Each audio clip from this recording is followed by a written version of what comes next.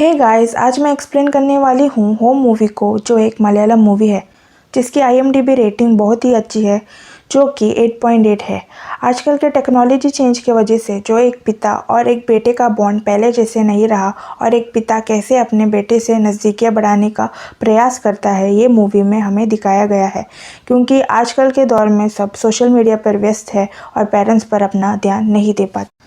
Movie के starting scene में हमें दिखाया जाता है ऑलिवर ट्विस्ट को, जो अपने रोज़ का काम कर रहा होता है। फिर दो और कैरेक्टर को दिखाया जाता है, कुट्टी अम्मा जो ऑलिवर ट्विस्ट की पत्नी है और अपच्चन जो ऑलिवर ट्विस्ट का पिता होता है। अपच्चन की एक इंटरेस्टिंग बात यह होती है कि अपच्चन हमेशा कुछ ना कुछ इंग्लिश में बड़बड़ाता रहता है, जो किसी को समझ में नहीं आता। अपच्चन को भूलने की बीमारी होता है, जिसके वजह से ऑलिवर बहुत परेशान होता रहता है। फिर मूवी में इंट्रोडक्शन होता है चार्ल्स ऑलिवर ट्विस्ट का, जो ऑलिवर का छोटा बेटा होता है और एक आलसी लड़का होता है और एक स्ट्रगलिंग यूट्यूबर होता है। फिर सीन कट होकर हमें एक लड़के को दिखाया जाता है, जो होता है एंटनी, ऑलिवर ट्विस्ट का बड़ा बेटा। बाय प्रोफेशन वो एक डायरेक्टर और राइटर रहता है और एक स्टोरी को लिख रहा होता है। उसी बीच फिल्म का प्रोड्यूसर आता है और फिल्म के स्टोरी के बारे में उसे पूछता है और उसे एक वार्निंग देता है कि अगर फिल्म की स्टोरी 7 दिन में ख़त्म नहीं हो जाता है तो उसे एडवांस वापस करना होगा। प्रोड्यूसर उसे ये भी सजेस्ट करता है कि वो अपना मूवी का क्लाइमेक्स यहाँ इस गंदगी में ना लिखकर कहीं और जाके लिखे। तभी हमें पता चलता है कि एंटनी बहुत दिनों से अपने घर से अलग रह रहा है। प्रोड्यूसर की बात सुनकर उसे अपने घर की याद आती है। फिर एंटनी सोचने लगता है कि उसने पहली स्टोरी अपने घर पर ही लिखी थी। 2 साल पहले का फ्लैशबैक दिखाया जाता है, जिसमें वो घर पर कितना खुश था और स्टोरी भी वो अच्छे से लिख पा रहा था, ये दिखाया जाता है। तो एंटनी घर जाने का डिसाइड करता है। फिर हमें दिखाया जाता है कि ऑलिवर एंटनी से बात कर रहा होता है और ऑलिवर बताता है कि घर का फिश टैंक टूट गया है। तो एंटनी बोलता है कि उसे पता है, क्योंकि चार्ल्स ने इंस्टाग्राम पर स्टोरी डाला होता है। ऑलिवर को कुछ समझ में नहीं आता। ऑलिवर को लगता है कि चार्ल्स ने एक स्टोरी लिखा है जिसमें फिश टैंक का भी टूटने का जिक्र किया है। फिर ऑलिवर और उसके दोस्त को दिखाया जाता है सूर्यन, जो पार्क में होते हैं और ऑलिवर उसे इंस्टाग्राम स्टोरी के बारे में पूछता है। तो सूर्यन उसे इंस्टाग्राम स्टोरी के बारे में समझाता है और इंस्टाग्राम ओपन करके दिखाता है। तभी उसी बीच सूर्यन को उसके बेटी का वीडियो कॉल आता है।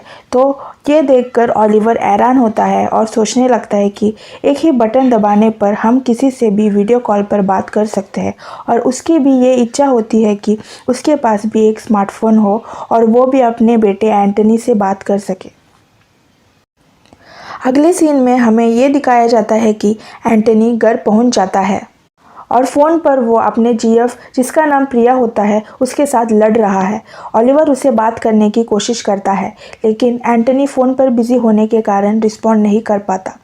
रात को सोते समय कुट्टी अम्मा कहती है कि एंटनी पहले गुड नाइट किस के बगैर नहीं सोने जाता था, पर अभी वो हमें भूल सा गया है। ऑलिवर कुट्टी अम्मा को समझाता है कि वो आजकल बिजी है, इसीलिए भूल गया होगा।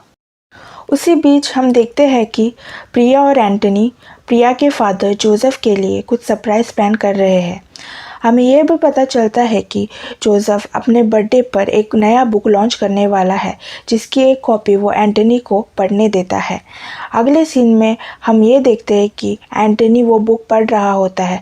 तब ऑलिवर उसके पास आता है और स्मार्टफोन लेने की बात करता है। तब ऑलिवर एंटनी से वो बुक के बारे में पूछता है जो कि वो पढ़ रहा था। तो एंटनी बोलता है कि वो प्रिया के पापा ने लिखी है और बर्थडे पर लॉन्च करने वाले हैं। और एंटनी अपने होने वाले ससुर के बारे में बड़ी तारीफ़ करने लगता है और ऑलिवर से कहता है कि अगर आपकी स्टोरी लिखने जाए तो एक पेज भी लिख नहीं पाएंगे और एक बुक लिखने की तो बहुत दूर की बात है। एक बुक लिखने के लिए एक एक्स्ट्रा ऑर्डिनरी लाइफ होना चाहिए, जो आपके पास नहीं है। ऑलिवर को बहुत बुरा लगता है और रात भर वो सो नहीं पाता। हालांकि वो एंटनी मजाक में कहता है, लेकिन ऑलिवर को बहुत ज़्यादा बुरा लगता है। अगले सीन में चार्ल्स ओलिवर से कहता है कि एंटनी एक फ़ोन ऑर्डर करने वाला है, शायद आपको सरप्राइज़ देना चाहता है। ओलिवर बहुत खुश हो जाता है और फिर ओलिवर एंटनी को प्रिया से बात करते हुए सुन लेता है कि डैडी को फ़ोन पसंद आया क्या। तब ओलिवर को पता चलता है कि जो फ़ोन उसने ऑर्डर किया है वो प्रिया के पापा के लिए था। तब ओलिवर को बुरा लगता है और ओलिवर खुद से फ़ोन लेने का डिसाइड करता है। वो सूर्यन के साथ मोबाइल शॉप में जाता है और एक सस्ती सी स्मार्टफ़ोन खरीद लेता है। फिर हम देखते हैं कि एक डिलीवरी बॉय आता है और एंटनी ने सबके लिए जो गिफ्ट ऑर्डर किया होता है वो देकर चला जाता है। तब हमें पता चलता है कि ओलिवर को सरप्राइज़ देने के लिए एंटनी ने एक फ़ोन भी ऑर्डर किया होता है।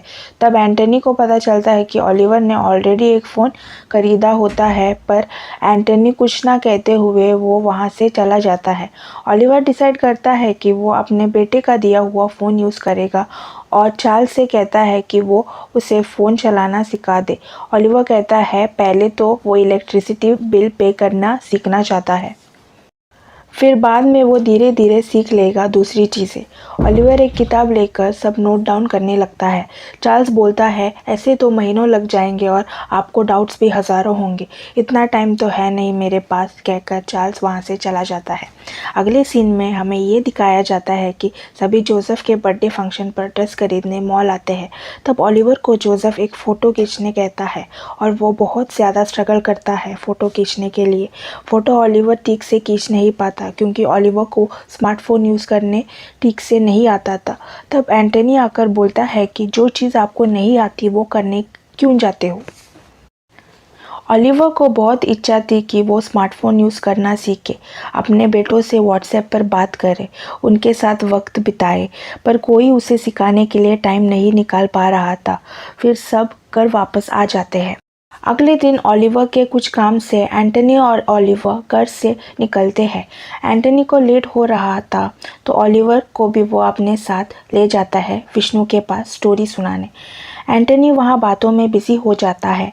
तब ओलिवर सूर्यन को कॉल करता है। तब सूर्यन बोलता है कि इतने दूर अगर आ ही गए हो तो सुपरस्टार विष्णु के साथ एक सेल्फी तो बनती है।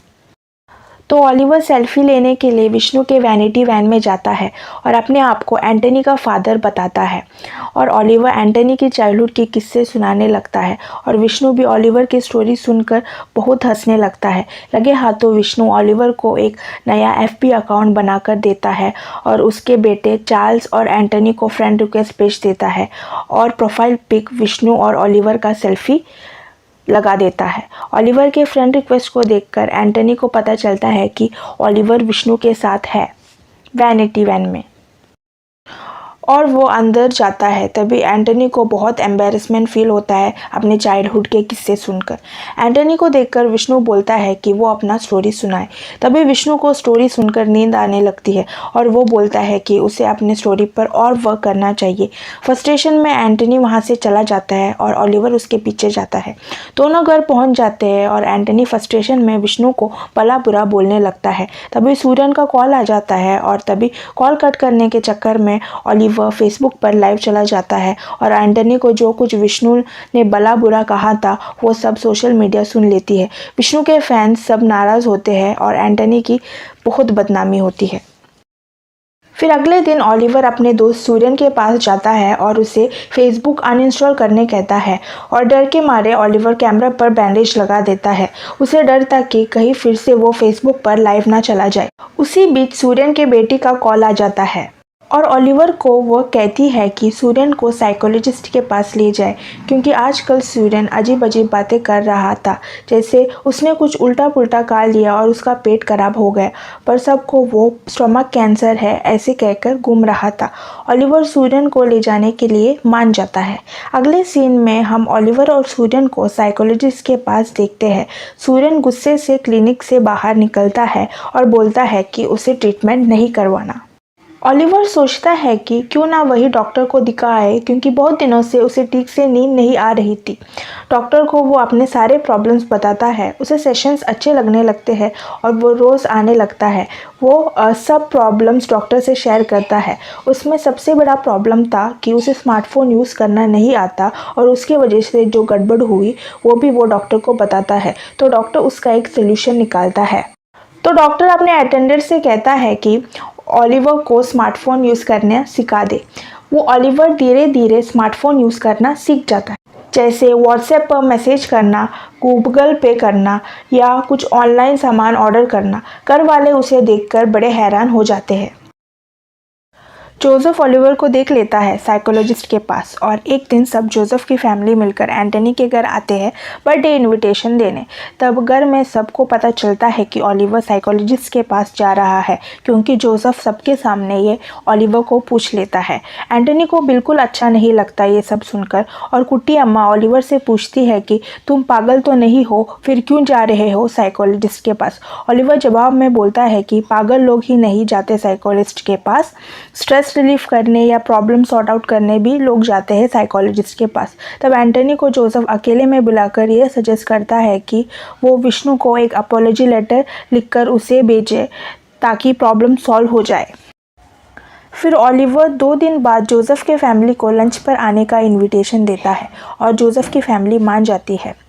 अगले सीन में एंटनी अपॉलॉजी लेटर लिखने का ट्राई करता है, लेकिन हैंड राइटिंग खराब होने की वजह से विष्णु को सेंड करने में उसे झिझक होती है। इसलिए वो ओलिवर से कहता है कि वो एक लेटर उसके लिए लिख दे और एंटनी वो अपॉलॉजी लेटर विष्णु को सेंड कर देता है। ओलिवर को अचानक अपने बचपन में हुए एक एक्स्ट्रा ऑर्डिनरी स्टोरी याद आता है और वो एंटनी को सुनाने लगता है। फिर स्टोरी फ्लैशबैक में चली जाती है। हमें यंग ओलिवर और सूर्यन को दिखाया जाता है। पुराना ज़माने में बहुत कम लोगों के पास कार हुआ करता था।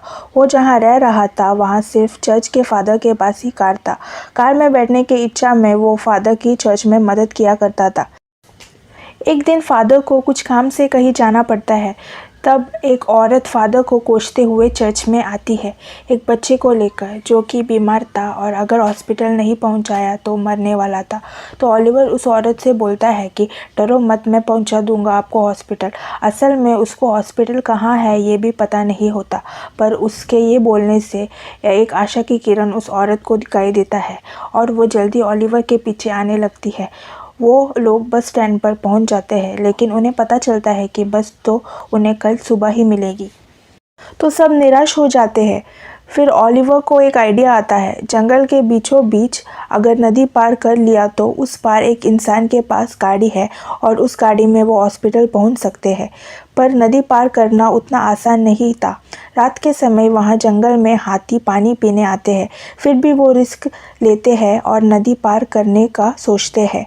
बीच में उन्हें एक हाथी का झुंड दिखाई देता है, पर वो हाथी उन्हें कुछ नहीं करता और सेफली वो दूसरे साइड पहुँच जाते हैं और गाड़ी में हॉस्पिटल जाने के लिए रवाना हो जाते हैं। ये कहानी एंटनी सुनकर मजाक में ले लेता है और कहता है कि अच्छी कहानी सुनाई आपने पापा। एंटनी ओलिवर पर विश्वास नहीं करता। ओलिवर ये सब जाके सूर्यन को बताता है कि एंटनी ने कैसे ये सब कुछ मजाक में ले लिया। ओलिवर जब घर लौटता है तो वो एंटनी को प्रिया से लड़ते हुए देखता है। ओलिवर एंटनी को पूछने की कोशिश करता है, लेकिन पापा आप इन सब में मत पड़ो, ऐसा कहकर एंटनी वहाँ से चला जाता है। फिर हमें प्रिया के घर का सीन दिखाया जाता है, जिसमें प्रिया के चाचा बोलते हैं कि उन्हें नहीं लगता ये रिलेशनशिप ज़्यादा दिन तक चलेगी। तब जोसेफ कहता है देखते हैं। अगले दिन सब जोसेफ के परिवार एंटनी के घर लंच पर आता है। एंटनी और प्रिया ठीक से बात नहीं कर रहे होते हैं। तब अचानक बैंक का मैनेजर का कॉल आता है। एंटनी वो कॉल रिसीव नहीं करता। हमें ये पता चलता है कि एंटनी ने बहुत महीनों से घर का EMI भरा नहीं होता। फिर फ़ोन ना उठाने पर बैंक के लोग घर पर आ जाते हैं। एंटनी बाहर जाकर सिचुएशन संभाल लेता है और प्रिया के परिवार को कुछ पता चलने नहीं देता। अचानक बारिश शुरू होता है और बिजली भी कड़कने लगती है। तब सभी घर के अंदर आ जाते हैं। तब फ्रस्ट्रेशन में एंटनी ओलिवर को कहता है कि ये सब आप लोगों के कारण ही हुआ है, ये सब रिस्पॉन्सिबिलिटी मुझे उठाना पड़ रहा है। कुट्टी अम्मा एंटनी को चिल्लाते देखकर एंटनी से बोलती है कि तुझे ऐसी बात करने का कोई हक नहीं है, पिता है वो तेरे, ज़बान संभाल के बात कर। हमने भी बड़े मुश्किल से ही पाला है तुमको, कोई आसमान से टूटकर नहीं गिरे हो तुम। सब फिर शांत हो जाते हैं और प्रिया की फैमिली वहाँ से चली जाती है। अगले सीन में जोसेफ का बर्थडे सेलिब्रेशन दिखाया जाता है, जिस पर वो अपना बुक भी लॉन्च करता है। बर्थडे पर हम जोसेफ के माँ को भी देखते हैं, अन्नामची, जो अपनी कहानी सबको सुनाने लगती है और फ्लैशबैक में हमें ये दिखाया जाता है कि अन्नामची ही वही औरत है जिसके बच्चे को ओलिवर ने हॉस्पिटल पहुंचाया था और वो बच्चा और कोई नहीं बल्कि जोसेफ होता है। एक दिन अन्नामची पेंटिंग कर रही होती है, तभी छोटा जोसेफ सामने पड़े केरोसिन के बोतल को उठाकर पी लेता है। फिर हमें प्रेजेंट डे का सीन दिखाया जाता है जहां अन्नामची कहती है कि उसने वो लड़के को बहुत ढूंढने की कोशिश की है, वो लड़का पर मिला नहीं। आज भी वो उसे भगवान का रूप मानती है। एंटनी ये सुनकर बहुत इमोशनल हो जाता है और तभी उसको पता चलता है कि ओलिवर ने जो कहानी सुनाई थी वो सच्ची थी। पर ओलिवर एंटनी को कहता है कि वो किसी को भी इसके बारे में ना बताए। फिर वो कुछ नहीं कहता और सब घर आ जाते हैं। एंटनी के मन में अपने पापा के लिए इज्जत और बढ़ जाती है। एंटनी अब डिसाइड करता है कि वो खुद से एक अपॉलजी लेटर लिखेगा। हालांकि उसका हैंडराइटिंग अच्छा नहीं होता, वो अपने फ्लॉस को एक्सेप्ट करता है, आगे बढ़ने का ट्राई करता है। अगले सीन में हमें ये दिखाया जाता है कि अन्नामची ओलिवर के घर आती है और उसे थैंक यू कहती है। एंटनी ने ऑलरेडी अन्नामची को बताया होता है कि वो ओलिवर ही है जिसने जोसेफ की जान बचाई थी और एंटनी ओलिवर को एक सरप्राइज़ देना चाहता था। और हमें दिखाया जाता है कि एंटनी और चार्ल्स मोबाइल को छोड़कर अपना समय अपने पेरेंट्स के साथ भी बिताने लगते हैं और सब खुशी खुशी रहते हैं। ये मूवी प्राइम पर अवेलेबल है और चाहे तो आप देख सकते हो। अगर आपको मेरा एक्सप्लेनेशन पसंद आता है तो मेरे चैनल को सब्सक्राइब करें और वीडियो को लाइक करें। Thank you.